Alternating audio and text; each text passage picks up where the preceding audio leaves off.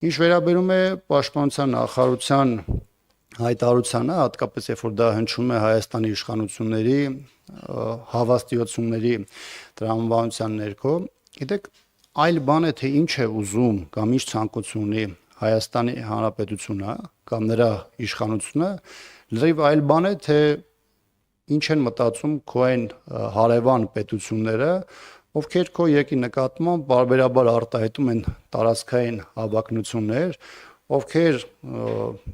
տարբեր շրջաններում կամ վերջին 3 տասնամյակում բազմիցս ագրեսիա են դիմել քո ժողովրդի կամ քո պետության նկատմամբ։ Ադրբեջանն ու Թուրքիան տարբեր առիթներով բավականին հստակ ասել են, որ աշխարհում ներկայումս գործում է ոչ թե միջազգային իրավունքը, այլ գերակայող է ուժը, եւ այս պարագայում նրանք համարում են, որ 44-օրյա պատերազմը, դրան հաջորդած ժամանակահատվածը, Հայաստանի տարբեր տարածքների օկուպացիան 20-23 ժամանակահատվածում, 23 թվականին Արցախի ամբողջական օկուպացիան, նրանք համարում են, որ տեղի ունեցել ոչ թե իրավունքի,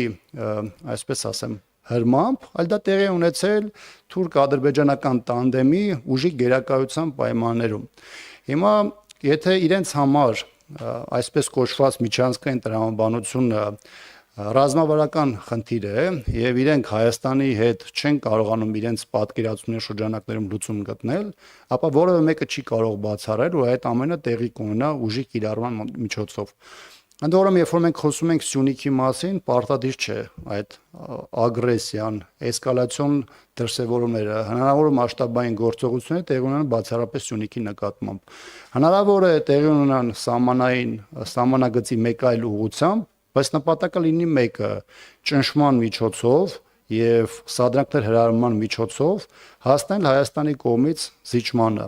Այնպես որ իմ համար խիստ զարմանալի է, երբ որ հայաստանյան իշխանությունները եւ հատկապես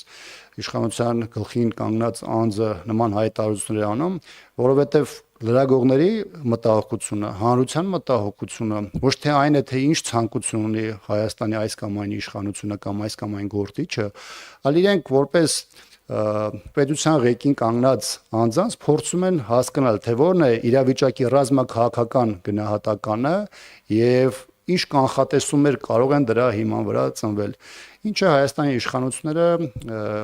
փորձում են ամեն անգամ խորամանկորեն շրջանցել։